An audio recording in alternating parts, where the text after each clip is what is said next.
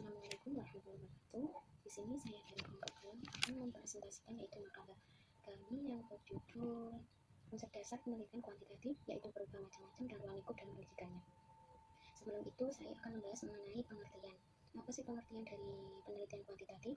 Menurut Kamus Besar Bahasa Indonesia, kuantitatif ialah berdasarkan jumlah atau banyaknya. Menurut tim penyusun Pusat Bahasa Departemen Pendidikan Nasional 2008, penelitian ialah kegiatan pengumpulan, pengelolaan, analisis, dan penyajian data dilakukan secara sistematis dan objektif untuk mengembangkan prinsip-prinsip umum. Jadi, penelitian kuantitatif pada dasarnya adalah tentang pengumpulan data numerik untuk menjelaskan suatu fenomena tertentu. Di mana penelitian kuantitatif itu memandang dunia sebagai kenyataan yang dapat ditentukan secara objektif sehingga panduan yang ketat dalam proses pengumpulan dan analisa data sangat penting. Adapun macam-macam penelitian kuantitatif, apa saja sih? Yang pertama yaitu penelitian survei. Penelitian survei adalah suatu metode penelitian digunakan untuk memecahkan masalah sesuai dengan pertanyaan yang sudah diajukan atau sesuai dengan masalah yang sudah diamati. Penelitian ini menetapkan bahwa hasil yang menjadi dasar perbandingan terhadap apa yang dibuat pada masa yang akan datang. Kemudian dalam penelitian survei ini menggunakan pengambilan sampel ilmiah dan desain kuensior untuk mengukur karakteristik populasi dengan ketepatan statistik. Dan penelitian survei mensyaratkan bahwa responden adalah sampel yang diambil secara acak.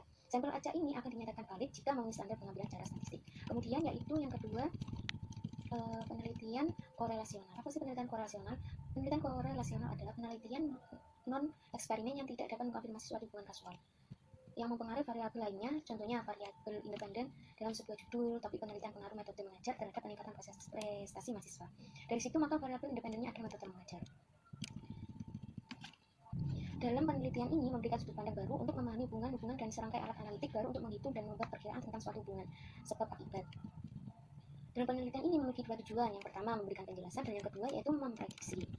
Dalam penelitian korelasi mengenai beberapa untuk korelasi atau hubungan, yaitu yang pertama korelasi bivarid, yang kedua yaitu korelasi berganda, dan untuk penelitian macamnya yang ketiga yaitu penelitian eksperimental. Apa sih penelitian eksperimental? Penelitian eksperimental adalah penelitian secara ketat mengikuti suatu desain penelitian ilmiah. Desain tersebut meliputi hipotesis, variabel yang dapat dimanipulasi oleh penelitian dan variabel-variabel yang dapat diukur, dihitung, dan dibandingkan.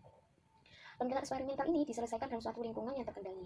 Penelitian ini merujuk pada suatu pengujian hipotesis atau mengarah pada suatu metode penelitian edukatif.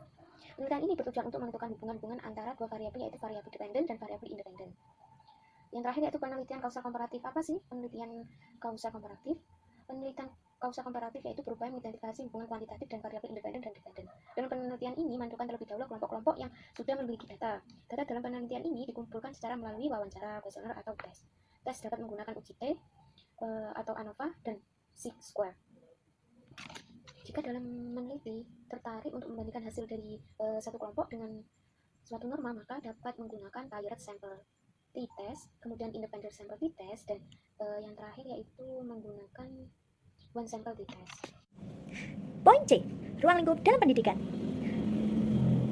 Penelitian kuantitatif pendidikan adalah suatu pendekatan penelitian di bidang pendidikan yang bersifat objektif, mencakup pengumpulan dan analisis data kuantitatif serta menggunakan metode pengujian statistik. Tujuan penelitian kuantitatif pendidikan adalah mengembangkan dan menggunakan model-model matematis, teori-teori, dan hipotensi yang berkaitan dengan masalah kependidikan. Pengambilan datanya dengan menggunakan teknik wawancara yang dilakukan secara berskala atau berstruktur, teknis tes atau teknis angket atau kuesioner.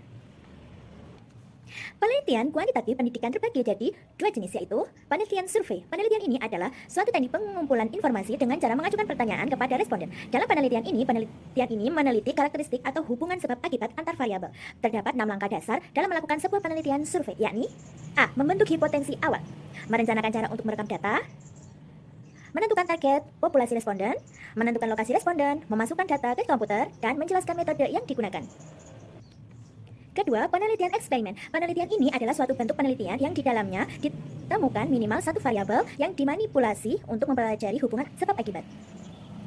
Tujuan penelitian eksperimen adalah untuk meneliti pengaruh dari suatu perlakuan tertentu terhadap gejala suatu kelompok tertentu. Langkah-langkah penelitian eksperimen secara ringkas dapat dimulai dengan: pertama, memilih dan merumuskan masalah, memilih subjek dan instrumen pengukuran, memilih desain penelitian, melaksanakan prosedur, menganalisis data, dan yang terakhir merumuskan kesimpulan.